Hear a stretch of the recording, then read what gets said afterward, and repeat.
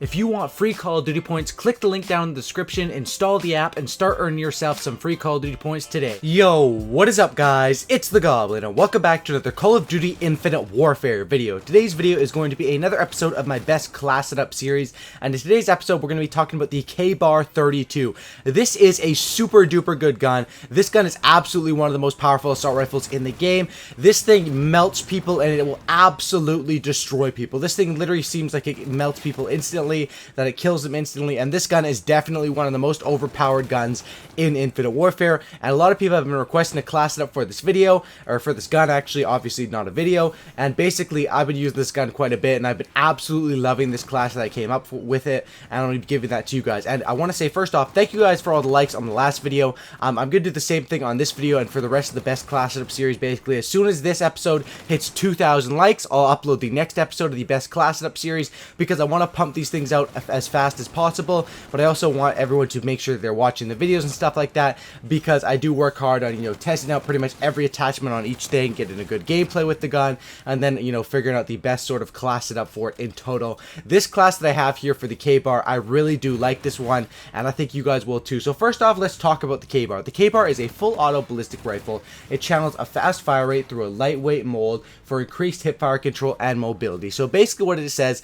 is it's basically an assault rifle that's good up close and that's good at range, and I would think that's true with this gun. It kind of reminds me, especially as far as the look and the name, it reminds me of like a TAR-21 from Call of Duty Modern Warfare 2, or maybe like a SCAR-L from Modern Warfare 3, something like that. But this gun is one of the ones that it's very similar to the NV4 in different ways, but this gun, I'd say its raw power is way higher than the NV4. However, it does have a tiny bit of recoil, but that's basically only the downside. This gun probably is one of the best guns in the game. It definitely is, in my opinion, and you can get a bunch of kills and do very well with this gun if you're able to play with it correctly. So like I said guys, make sure to drop a like on this episode, subscribe to the channel if you guys are new, and I'll throw the class setup up on the screen right now. What we have here with the KBAR is I have two attachments. Now usually with assault rifles I like to run silencers.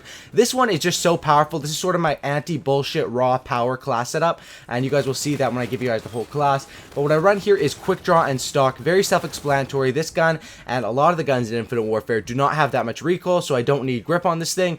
Quick draw obviously is super duper good, especially for a map like Ground War where I'm going to be facing a lot of people. I need to have every split second advantage that I can get. Call of Duty is a game of, split seconds, stuff like that. Whoever gets first shot off usually wins the gunfights, and not so much in, Infinite Warfare, because you can jump around and outplay people, which I do like about this game.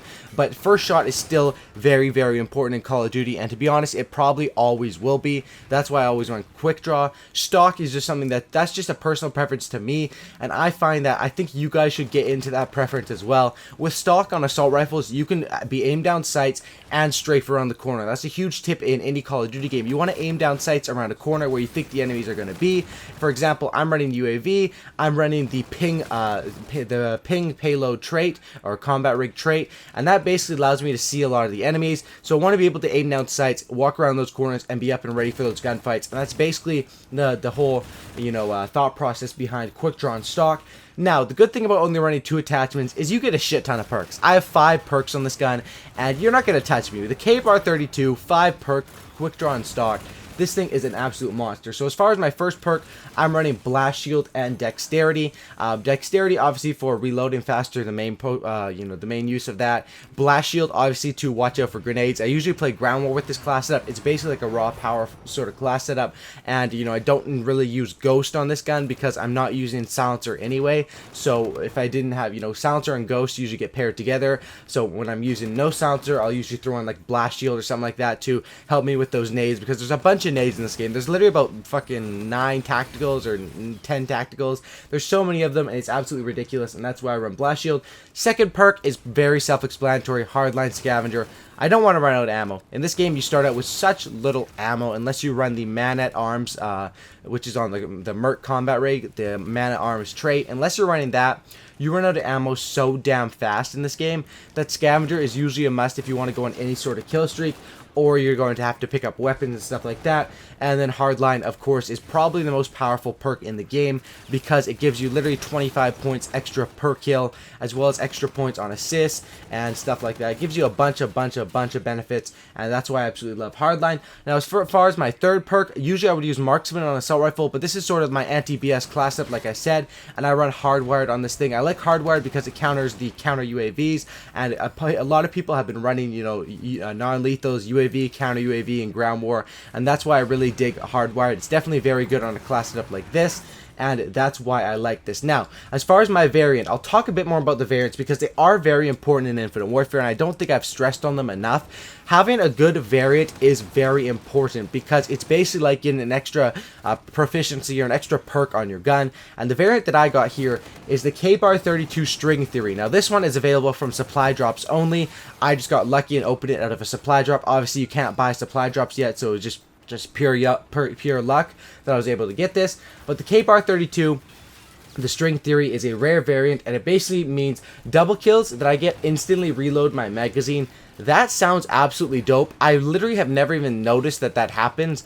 Maybe I need to start paying more attention, but that sounds absolutely crazy. And that I also have reduced hipfire spread, so I have a very good variant of this gun. Another thing about this gun is that you have 36 bullets in each magazine, which is very helpful. On a gun like the Volk, you have 28 bullets, and that can be a big difference. You know, 28 to 36 can be a big difference and can affect your gameplay style a lot. And now, basically, what I want to say about the variants is they are very important. What I recommend doing is I recommend saving up for, you know, saving up salvage for your favorite gun and using that on that. So mine is the MV4. That's what I want to get the Fallout for the nuke variant. And it's not necessarily my favorite gun, but it's one of the best guns in the game, and I want to be able to get that nuke variant for it. Obviously, as of right now, there's only 3 ARs and SMGs with nuke variants. There's the FHR-40, the NV4, and then there's the Wreck with the nuke variant, which is available in supply drops. I'm really hoping they were going to add more. Honestly, I believe they're going to add way more variants to this game. If you think about it, look in the supply drop category under the QT MRS thing.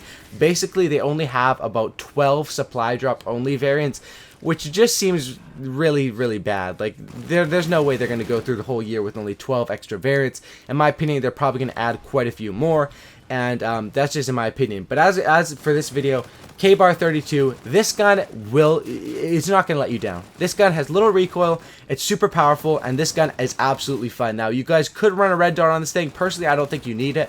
I absolutely love the iron sights with this thing, which is weird because the HVR has like a similar iron sight with a little green dot, and I really don't like the HVR's iron sight, but I really do like the KBAR's iron sight. I think the HVR iron sight is really weird because the dot is above where the actual gun ends, and that's what really confuses me. But on the KBAR, the dot, it's like a built-in elo sight. I mean, it's like a green elo sight. There's really no point in running a, you know, red dot or anything on this gun, in my opinion. On certain guns, yes, you should run like a red dot and elo sight on this game, but this one literally has like a built-in, not a makeshift elo, and that's basically why I choose to, you know, just run the iron sights on this gun, and, you know, leave extra slots for perks. So hopefully you guys did enjoy this class setup. Like I said, as soon as this video hits 2,000 likes, next episode will be up. Let me know in the comment section down below what gun you guys want to see a class setup for next. I know you guys want to see a lot of different guns, and I'm going to be covering pretty much every gun in the game, so you don't need to worry about that. And also subscribe to the channel if you guys are new. Go ahead and hit that subscribe button. Subscribe for a cookie and don't lookie. I'll leave you guys with the rest of this gameplay. I actually get 85 kills here, and the gameplay only has like a minute left in it. So this just shows you guys that this game, or this gun setup, is very, very good. I joined in a tad late as well and managed to get up 85 kills, and that was with, you know, not even full-on assaults kill streaks. I had UAV on as well. So I don't think 100 plus are going to be too hard to get in this game. My highest is like 90 kills so far, but it's only like the second day of the game, so I'm sure I'm going to be getting quite a few 100 pluses throughout this year, as well as nukes, which I'm pretty excited for. Anyway, thanks for watching, guys. Sub for a cookie and no licky, and I'm out. Peace.